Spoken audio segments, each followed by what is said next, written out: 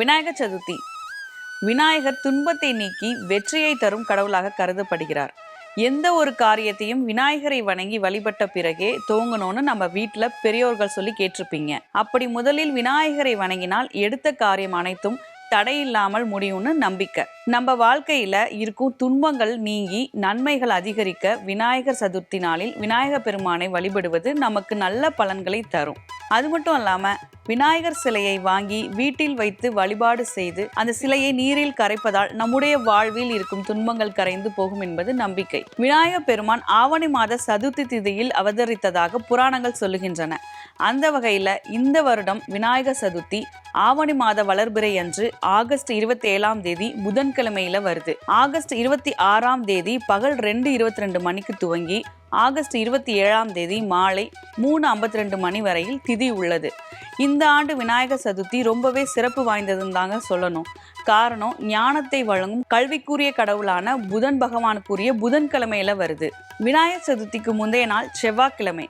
அதனால் அன்று வீட்டை சுத்தம் செய்யக்கூடாது. விநாயகர் சதுர்த்தி அன்றும் வீட்டை சுத்தம் செய்யக்கூடாது. அதனால் திங்கட்கிழமையான இன்றே வீட்டை சுத்தம் செய்வது நல்லது. அத்துடன் நீங்கள் வாங்கும் விநாயகர் சிலையை பூஜை அறையில் கிழக்கு நோக்கி இருக்கும்படி வைக்க வேண்டும். அன்றைய தினம் விநாயகருக்கு உகந்த தும்பை பூ, செம்பருத்தி பூ, சங்கு பூ, எருக்கம் பூ மற்றும் அருகம்புல் ஆகியவற்றை கொண்டு அலங்காரம் செய்வது சிறப்பு.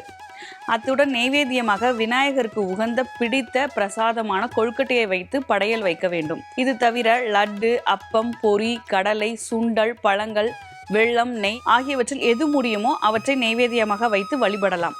ஆனால் இதில் எதுவுமே செய்ய முடியவில்லை என்றால் பரவாயில்ல, வாழைப்பழம், வெற்றிலைப்பாக்கு, அவல், சர்க்கரையை வைத்து வழிபாடு செய்யலாம். விநாயகர் சதுர்த்தி அன்று வழிபாடு செய்ய உகந்த நேரம்னு பார்த்தீங்கன்னா ஆகஸ்ட் 27ஆம் தேதி காலை 9:01 முதல் 11:58 மணி வரையிலான நேரம், அல்லது பகல் 1:31 மணி முதல் மாலை 3:51 மணி வரையிலான நேரத்தில் விநாயகர் சதுர்த்திக்கான வழிபாடினை செய்யலாம்.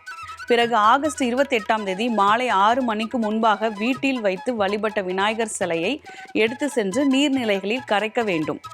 ஆகஸ்ட் 27ஆம் தேதி அன்று சதுர்த்தி திதி பிற்பகல் வரை மட்டுமே உள்ளது. அதனால் அதற்கு முன்பாகவே விநாயகர் சதுர்த்தி வழிபாட்டினை நிறைவு செய்து விட வேண்டும்.